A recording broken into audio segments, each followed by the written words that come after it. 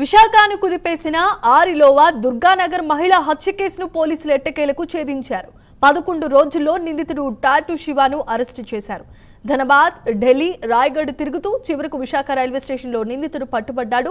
Online జూదం చేసిన అప్పుల కోసమే పథకం ప్రకారం ఆ మహిళను హత్య చేసినట్లుగా పోలీసులు గుర్తించారు.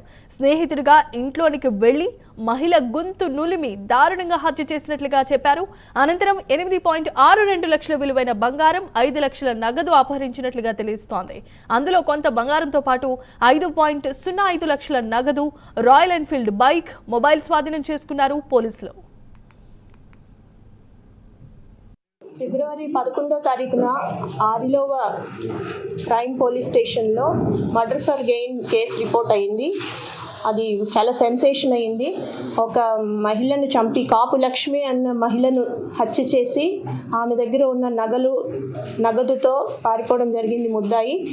దీనికోసం ఇమీడియట్గా ద్వారకా క్రైమ్ ఇన్స్పెక్టర్ అండ్ మొత్తం 10 టీములుగా క్రైమ్ టీములు ఫామ్ చేసి 10 రోజుల్లో ఆ ముద్దాయిని పట్టుకోవడం, ప్రాపర్టీ అంతా కూడా రికవరీ చేయడం జరిగింది. ఈరోజు ఆ ముద్దాయిని రిమాండ్ కూడా పంపిస్తున్నాము. ఇది ఆ మహిళ ఎవరైతే హత్యకు గురయ్యారో ఆమె ఇంట్లో ఒంటరిగా ఉన్నప్పుడు ఈ ముద్దాయి వెళ్ళడం జరిగింది. ఆమెను డబ్బులు అడగడం, ఆమె దానికి నిరాకరించడం, సంఘర్షణ జరిగిన తర్వాత ఆమెను పీక పిసికి చంపేసి అక్కడి నుంచి పరారైపోయాడు.